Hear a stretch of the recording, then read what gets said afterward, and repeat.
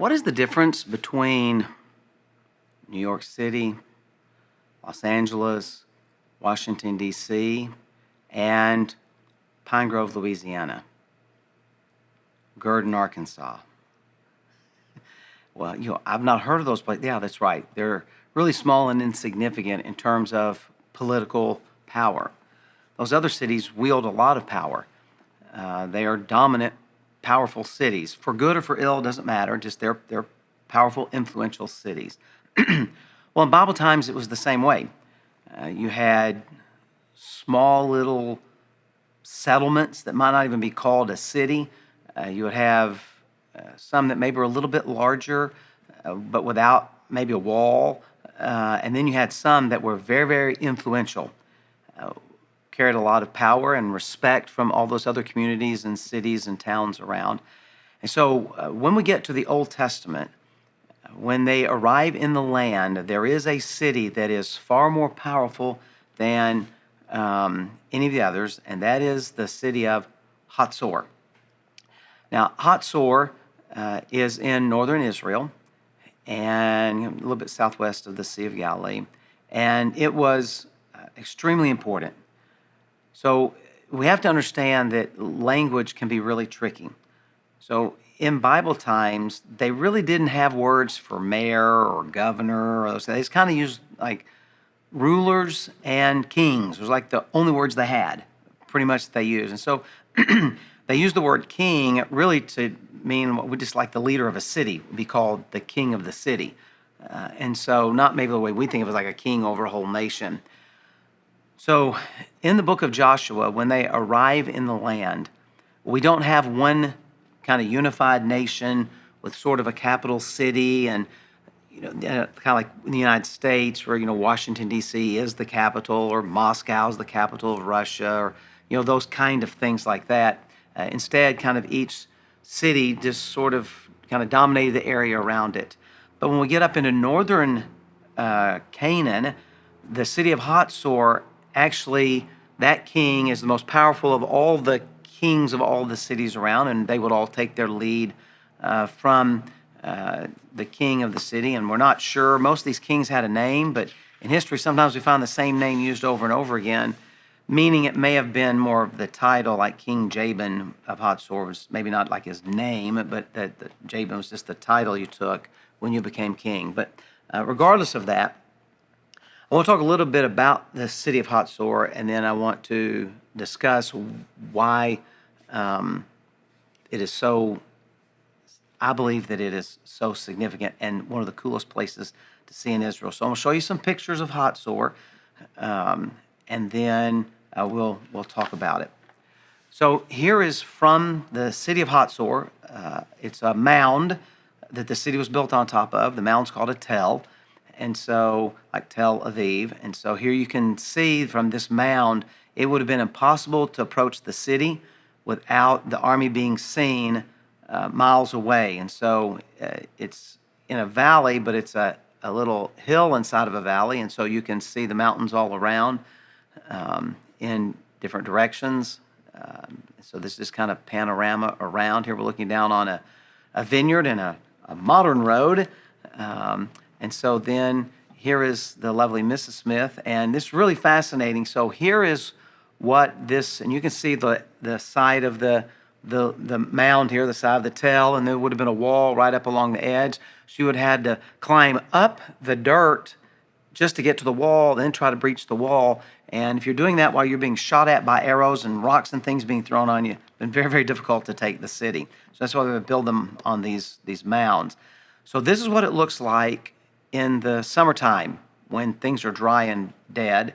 Here is the same, almost the same spot in the spring when everything is in bloom. So you can see the difference between how brown and dry it is and then how green it is. I wasn't able to get the exact same angle, but it is the same side of the tell. And so it's really interesting that, a green season, and then most of the year it's brown like this because everything is dead. Now, on top of this mound, we've actually uncovered what would have been the king's palace. They've built a protective ramada over it because it is very ancient, and they don't want things to get messed up by the weather. Now that it's been exposed, is that archaeologists have dug down and discovered this palace. Here's another just kind of shot across, looking out across the tell, and you can see where some walls and things are where archaeology has been done. And then here we are, a group of us at the tell, and this we had a chance. I'll talk about this in a minute about this group that's there.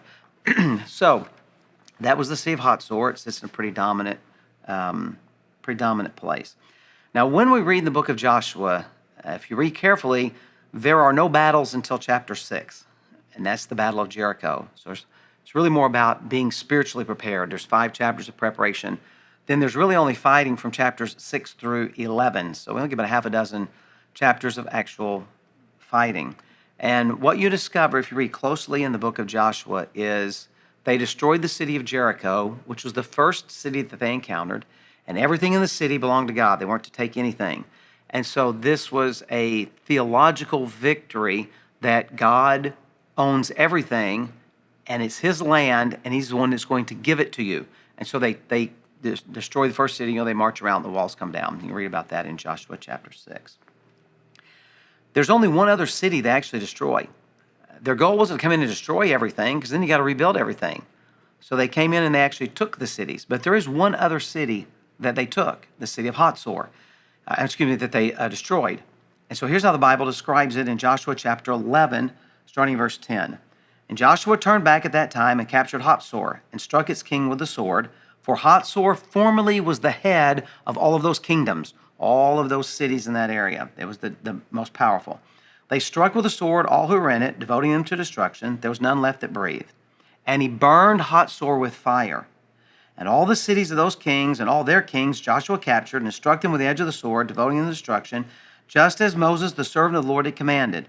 But none of the cities that stood on mounds did Israel burn, except Hazor alone, that Joshua burned. So why is Hazor destroyed, but none of the others? Well, they took the other cities to capture them. Jericho was destroyed for a theological message. I own it all. I'm going to give it all to you. Hazor is destroyed for a theological message. And that is, God is more powerful than all. He has defeated the most powerful king. It said here he's the head of all those other kingdoms. He has defeated the most powerful king of the most powerful city. We even have records from Egypt that they recognize the king of Hazor as kind of the head of the whole land of Canaan. And so by destroying the city of Hazor, it is a theological declaration of the power of God over even the most powerful of kings that they would encounter. It is a theological declaration of the might and the majesty of our God and the weakness of even the greatest that we could bring against him. And so I told you I wanted to tell you about that group. So this summer, I had the opportunity to take some of our pastors to Israel. They had never been. And so it was an opportunity for them to go to see where much of the Bible happened, to learn about it. And so we would go and we would kind of enjoy sites and see them. And I would talk a little bit about archaeology and some other things like that. But there were locations where we would just stop and I hate to say the word lecture, like somehow, but I have a tendency to drop into professor mode sometimes. But I would explain why this location was important or what's significant about this, or how this functioned and what a casemate wall is, why they build the cities the way they did, and those sort of things. And so this is one of the places where we actually stopped for not just an informational, hey, let me tell you what's going on sort of thing, but also for an inspirational message. And so I explained to our pastors why this location is so important and about it was one of only 2 cities destroyed and the theological significance of that and how Hazor is one of my favorite places to go when I go to Israel because it always hits me, man, everyone was scared of this city. This was the most powerful city. This represented the power of the land of Canaan. And God gave them the victory, and God destroyed it and said, burn it with fire, as a declaration of the greatness and the goodness and the victory of our God.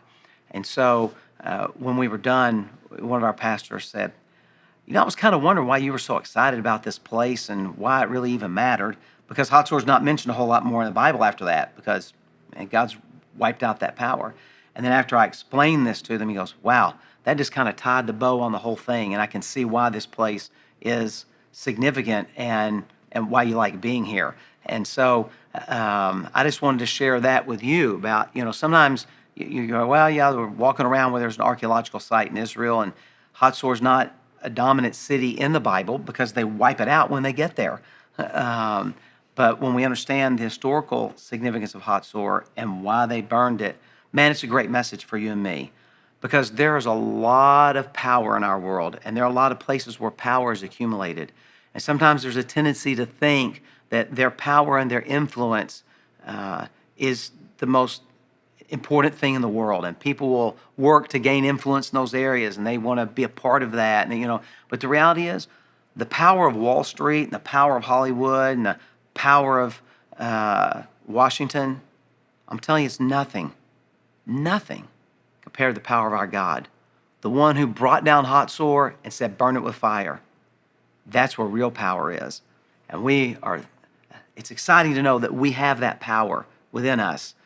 If we know Jesus Christ and the power of the living God inside of us. And so we don't fear the Hazors of this world, because we know where the real power is found and who is really the conqueror and the one who is victorious, and that is our God and his Son, Jesus Christ.